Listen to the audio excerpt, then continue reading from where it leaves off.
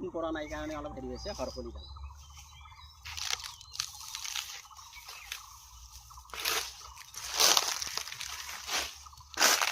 এইডাল চন্দন, এইডাল ৰঙা চন্দন, এইডাল ৰঙা চন্দন, এইডাল ৰঙা চন্দন।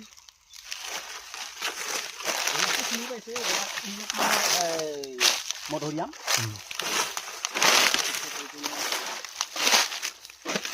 আমলখি গছ, আমলখি ইয়াতে মই 60 জোপামান দিছোঁ আমলখি। এইটো সেইটো তাতে আমলখি আছে আৰু এইবিলাকতো গোটেই তামোল দেখিছে, এইবিলাক তামোল।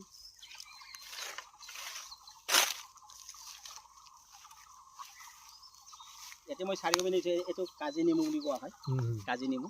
এনেকৈ মই মাজে মাজে দিছোঁ, চাৰিওপিনে মই কাজি নেমু দি দিছোঁ।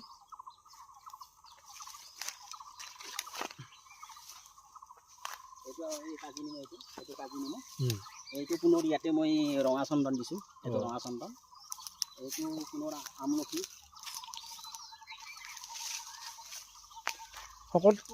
সকলোতকৈ মূল্যৱান গছ কি আছে ইয়াতে? এইটো ঔষধি, বন ঔষধি ধৰণৰ এইটো চন্দন।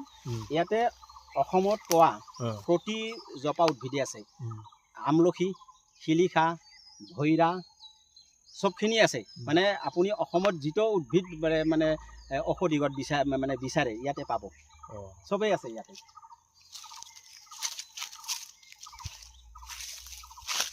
এইবিধ থেকেৰা গছ, এইটো তেজপাত।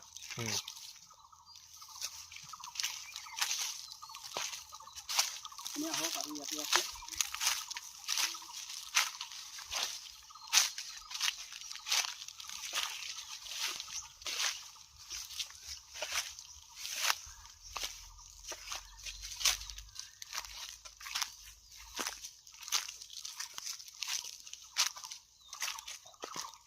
এইটো তেজপাত, এই তেজপাত ইয়াতে প্ৰায় 30 জপাৰ ওপৰত আছে।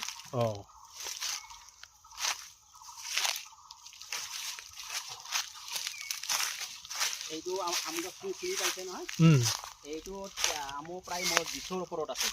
এইটো উন্নত মানৰ আম পোতা গৈছে। পুনৰ ইয়াতে এই তেজপাত আছে, ইয়াতে এই তেজপাত ইয়াতে।